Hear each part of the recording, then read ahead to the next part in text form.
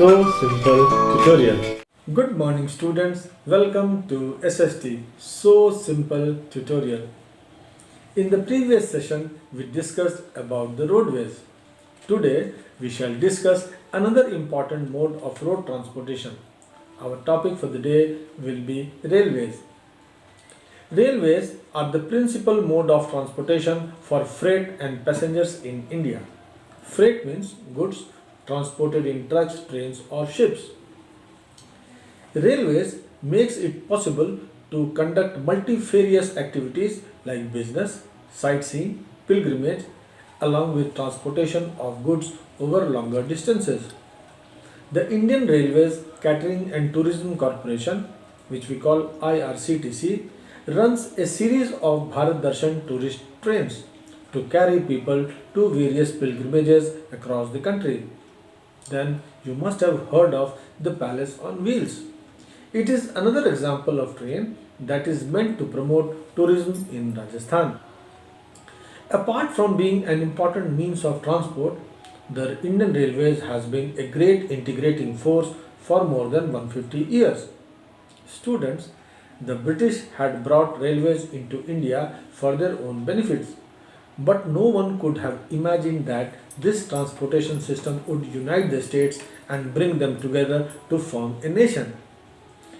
Have anyone among you heard the name of Mark Talley? He was a very famous BBC correspondent who worked in India for a long time. He said, I am quoting, inevitably, the railways had social consequences. Without them, the three great cities of Calcutta, Bombay and Madras would have remained small colonial trading ports. Okay.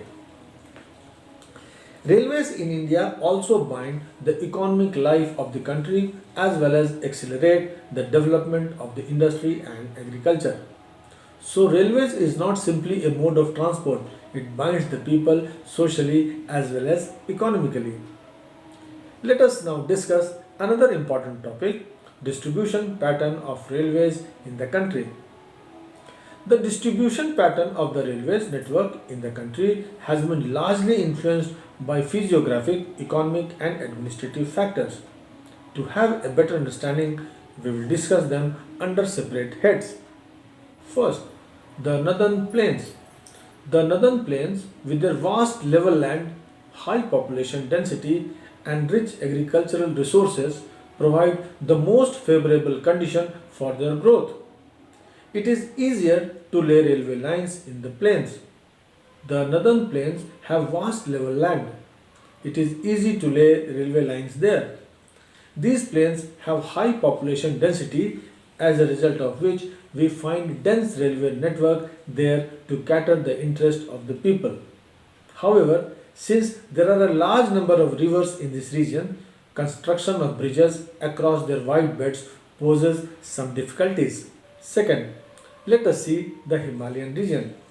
The Himalayan mountainous regions are unfavorable for the construction of railway lines due to high relief, sparse population and lack of economic opportunities.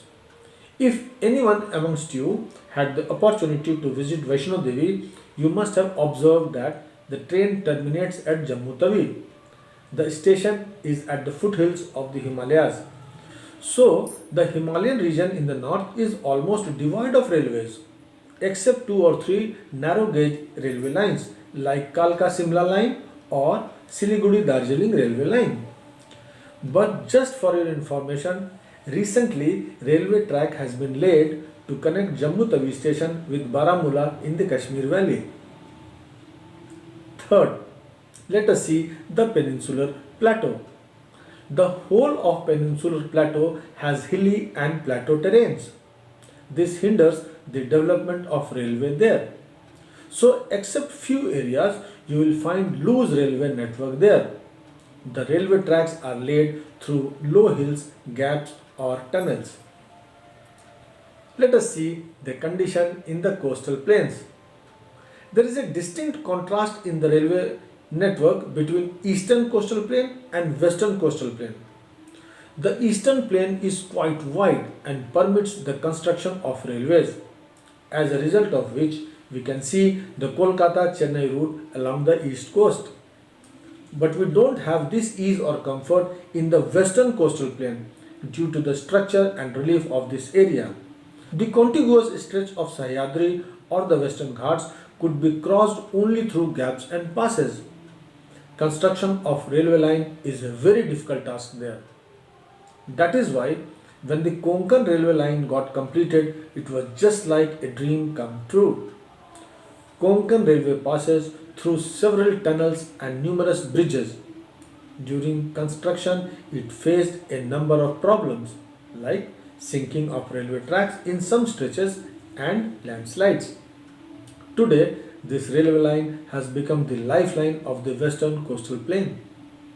Likewise, it was difficult to lay railway lines on the sandy plains of western Rajasthan, swamps of Gujarat, forested tracts of MP, Chhattisgarh, Odisha and Jharkhand also. So we can see that railway services are not evenly distributed in India. The maximum concentration of railway network is found in the northern plains, followed by the Peninsular Plateau. Railway is almost absent from the Himalayan regions. Dear students, let us learn some more general informations on railways. The railways today has become the largest public sector undertaking in India. The first train ran from Mumbai to Thane in 1853, covering a distance of 34 km. To ensure smooth functioning, Indian Railways is divided into 16 zones. But for your information, two more zones have been created. That means there are 18 zones now. The Indian railway network runs on three different gauges: broad gauge, meter gauge and narrow gauge. The gap between the two inner edges of the railway tracks is known as the gauge. The distance between two tracks in broad gauge is 1.676 meter. The distance between two tracks in meter gauge is 1 meter. In case of narrow gauge, this distance is 0.672 or 0.610 meter. But broad gauge is the most dominant gauge used by Indian Railways. 94% of the total route network is covered by broad gauge.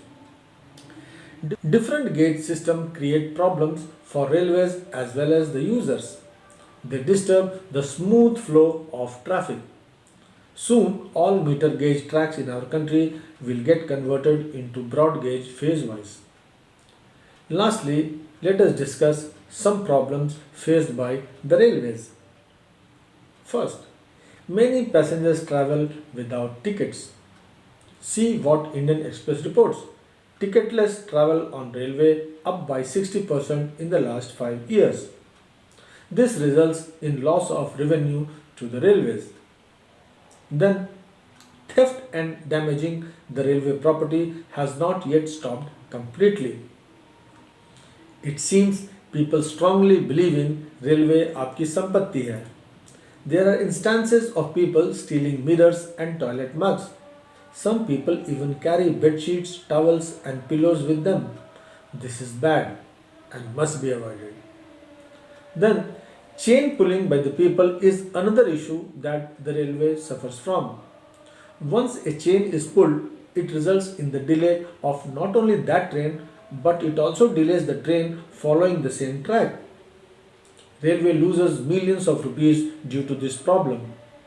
By pulling chain, the offender also causes harassment to other passengers.